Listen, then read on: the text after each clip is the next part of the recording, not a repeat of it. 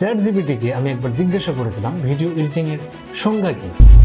Chat GPT উত্তর দিয়েছিল, video editing হলো ভিডিও ফুটেজ কেটে সাজিয়ে ও ইফেক্ট যোগ করে একটি সম্পূর্ণ ও আকর্ষণীয় ভিডিও তৈরি করার প্রক্রিয়া। আমার ভাষায় যদি বলি, ভিডিও এডিটিং হলো একটা সাধারণ ক্লিপকে কিছু টুলসের মাধ্যমে অসাধারণ করে তোলার নামই হইল ভিডিও এডিটিং। আসসালামু আলাইকুম, আশা করি সবাই ভালো আছেন। সবাইকে স্বাগত জানাচ্ছি আমাদের এই আজকের ভিডিওতে। আজকে আমি কোনো ক্লাস নেব না, আজকে আমরা ভিডিও এডিটিংয়ের কাজ পাওয়ার যে টোটাল প্রসেসটা সেইটা নিয়ে আমরা আলোচনা করব। তো আজকের এই ভিডিওতে আমরা ভিডিও এডিটিংয়ের 3টা ধাপ নিয়ে আলোচনা করব। প্রথমেই লার্নিং ভিডিও এডিটিং।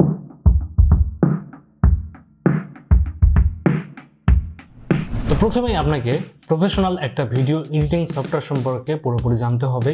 অনেকেই ইউটিউবে দু একটা টিউটোরিয়াল দেখে মনে করেন যে সে একজন ভিডিও এডিটর হয়ে গেছেন, কিন্তু প্রকৃত অর্থে একজন ভিডিও এডিটর হওয়ার জন্য আপনাকে দীর্ঘ একটা সময় ব্যয় করতে হয় এই ভিডিও এডিটিংয়ের পিছনে। প্রথমে আপনাকে ভিডিও এডিটিংয়ের কাট সম্পর্কে প্রপারলি জানতে হবে, অর্থাৎ একটা ভিডিও যখন ক্লায়েন্ট আপনাকে মেক করে দিবে সেই ভিডিওর কোন জায়গাটা অপ্রয়োজনীয়, কোন জায়গাতে কতটুকু কাট দিতে হবে, এই বিষয়টা আপনাকে আগে জানতে হবে। এবং কাটগুলো দেওয়ার পরে সেসব কাটের মাঝে যেসব জাম্পগুলো থাকে সেই জাম্পগুলো হাইড করার জন্য কিভাবে বি রোলগুলো অ্যাড করবেন, কতটুকু অ্যাড করবেন, এই বিষয়গুলোকে আগে প্রপারলি জানতে হবে। এরপরে আপনাকে ভিডিও এডিটিংয়ের কালার কারেকশন, কালার গ্রেডিং সম্পর্কে জানতে হবে। এরপরে আপনাকে ব্যাকগ্রাউন্ড মিউজিক কতটুকু ইউজ করতে হবে কোন জায়গাতে, তারপরে এসএফএক্সগুলোকে কিভাবে অ্যাড করতে হবে, এই বিষয়গুলোকে আগে জানতে হবে। এসেনশিয়াল গ্রাফিক্সের কাজ কতটুকু জানা প্রয়োজন। এরপর আপনার টেক্সটগুলোকে কিভাবে কিপ টাইমিং করতে হবে, এসব সম্পূর্ণ বিষয়গুলোকে আপনাকে প্রপারলি আগে জানতে হবে। বিষয়টা এরকমই না যে আজকে থেকে আমি ভিডিও এডিটিং শেখা শুরু করলাম, আগামী 1 সপ্তাহের মধ্যে আমি ভিডিও এডিটর হয়ে গেলাম। বিষয়টা এইরকম একদমই না। আপনাকে আগে বিষয়গুলো প্রপারলি দেখতে হবে, শিখতে হবে এবং সেগুলো নিয়ে আপনাকে বারবার প্র্যাকটিস করতে হবে। ক্লায়েন্ট যখন আপনাকে কাজ দিবে, আপনি বিগিনার হিসেবে আপনি যখন কোনো রকম একটা এডিটিং করে বাইরের কাছে কাজটা ডেলিভারি দিবেন, তখন আপনার ফ্রিল্যান্সিং ক্যারিয়ার শুরু হওয়ার আগে শেষ হয়ে যাবে। তাই আপনাকে কাজগুলো প্রপারলি আগে শিখতে হবে। 2 নম্বরে আছে মেক এ অ্যাট্রাকটিভ পোর্টফোলিও। আপনি যখনই বায়ারের কাছে আপনার ভিডিও এডিটিংয়ের একটা প্রপোজাল পাঠাবেন, জব প্রপোজাল, তখন বায়ার সর্বপ্রথম আপনার কিছু পোর্টফোলিও দেখতে চাইবে। আপনি যে বিগত দিনগুলোতে যেসব ক্লায়েন্টের জন্য কাজগুলো করছেন, সেই সব কাজগুলো কী রকম, ক্লায়েন্ট কী রকম আপনাকে রিভিউ দিয়েছে, আপনি কোন কোন ধরনের কাজগুলো পারেন। এরকম হতে পারে আপনি হয়তো বা 5-10 মিনিটের ভিডিও এডিটিং করে অভ্যস্ত, বাট ক্লায়েন্ট চাচ্ছে তার একটা পডকাস্ট ভিডিও এডিটিং করার জন্য, যেটার ডিউরেশন হইতে পারে 40 মিনিট থেকে 1 ঘন্টা। তাই আপনি কোন কোন ধরনের কাজগুলো পারেন, প্রথমে ক্লায়েন্ট আপনার পোর্টফোলিওগুলো দেখতে চায়। তাই প্রত্যেকটা নিশ নিয়েই আপনার একটা একটা করে পোর্টফোলিও মেক করে রাখা প্রয়োজন। তারপরে সেই পোর্টফোলিওগুলো আপনি আপনার একটা ইউটিউব চ্যানেল ক্রিয়েট করে সেখানে আপলোড করে ভিডিওগুলোকে আনলিস্টেড রাখতে পারেন। যখন এই ক্লায়েন্ট চাইবে সেখান থেকে সেগুলোকে আপনি শেয়ার করে দিতে পারেন। এরপরে 3 নম্বরে আসি how to reach clients. Client পর্যন্ত পৌঁছানোর অনেকগুলোই মাধ্যম রয়েছে।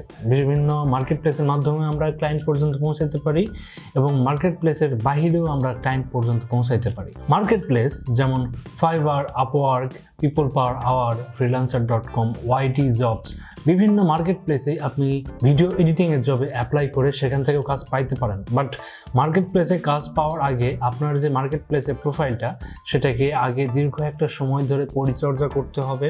এরপর যখন আপনি কাজগুলোতে অ্যাপ্লাই করবেন তখন সেখান থেকে কাজ পাওয়ার সম্ভাবনা থাকবে। বাট মার্কেট প্লেস থেকে মার্কেট প্লেসের বাহিরে কাজ পাওয়ার প্রসেসটা অনেক বেশি সহজ।